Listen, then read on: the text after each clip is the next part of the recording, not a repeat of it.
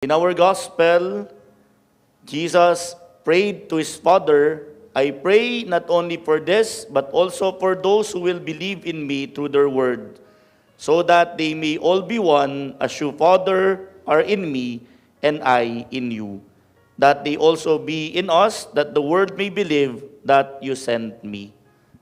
Ang ating pong ebanghelyo ngayon, ito yung tinatawag na sa Johannine literature, especially the Gospel of John, as the priestly prayer of Jesus. Makikita natin dito na Jesus is the mediator between God and man. Siya yung nag-mediate sa atin sa misteryo ng Diyos at sa ating karanasan bilang mga sumusunod sa Diyos, sumusunod kay Kristo. Yung iba pong theologians, sinatawag ito si Jesus bilang isang tulay na kung saan sa ating makataong karanasan, itinutulay ni Jesus papunta sa kaharian ng Diyos. Ako, meron po kong gusto na ginagamit, lalong-lalo na pag solemnity, pag Sunday sa ating misa. Yung insenso. Di ba, kala natin, simpleng usok lang yun. Yung mga may hika, ayaw na aamoy yun. Yung mga ibang pari na may sakit din sa lungs, medyo iniiwasan yun. Pero kung titingnan natin ang references ng incense in the Old Testament, even in the book of Revelation, ito yung simbolo na pag tayo nagdadasal, the smoke of the incense rises up to God. Ibig sabihin, ang ating mga dasal ay tinataas sa Diyos. Anong dasal lagi ni Jesus? Bakit tayo nagmimisa? Bakit tayo nagdarasal? Bakit sama-sama tayong naglilingkod sa Panginoon? Ito po yung tinuturo ng the early church, especially in the Acts of the Apostles. Kung napansin niyo po, in the Easter season, ang ating mga first reading ay laging nanggagaling sa mga gawa ng mga apostol.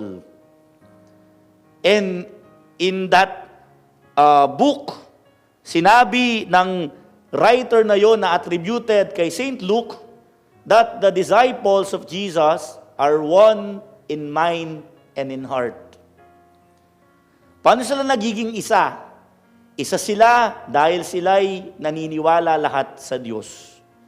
Sila'y isa dahil sinusundan nila, tinatahak nila ang landasin na ibinigay ni Jesus papunta sa buhay na walang hanggan.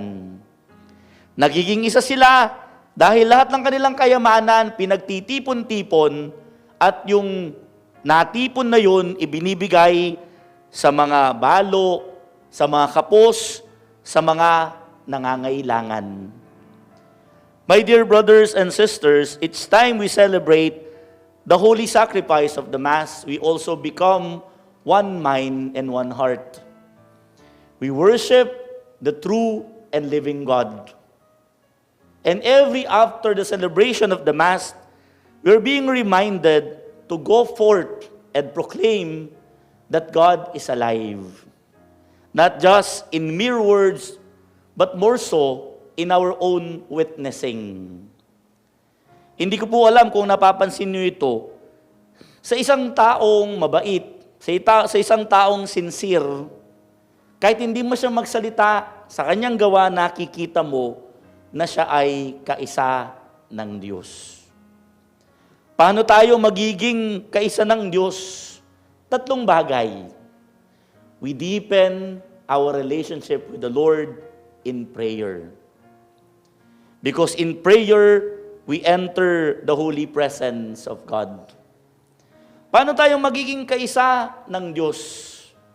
When we follow the commandments of God. To proclaim the good news, especially by becoming loving, by becoming generous to one another. Pangatlo, paano tayo magiging kaisa ng Diyos? Kung tayo, katulad ni Kristo, nag-aalay ng buhay para sa paglilingkod sa iba. Ang ating ebanghelyo ngayon, tinuturo sa atin na si Jesus ang ating sandigan. Pinapanalangin niya na tayo ay maging kaisa. Tayo ay magkaisa. Marami nang nangangako ng pagkakaisa. Sa pagkakaisa, magiging mabuti ang buhay. Pero I tell you, my dear brothers and sisters, yung mga pangakong pag nagkaisa, mapapabuti. Pagkakaisa, magiging sagana ang lahat. Ang mga salitang yun, hindi lang basta mga salita. Ang pagkakaisa, hindi sinasabi. Ang pagkakaisa, isinasabuhay. Nagsisimula yan, hindi sa iba, kundi sa ating sarili. How can we promote unity if we are not united with God in prayer, if we do not pray? How can we become one with God and with one another if we do not promote love and generosity? How can we become one if we do not follow and try to give witness to the legacy of Jesus? In the Gospel of John, love is being described and defined as the ability to offer one's life for one's friends. As a matter of fact, in the Gospel of John, Jesus told his disciples and also asked his present disciples in this material world, "This is how people will know that you are my disciples if you have love for one another." We become one in prayer, in generosity, in showing love at its best. May Jesus, our mediator, bring us to one mind and one heart.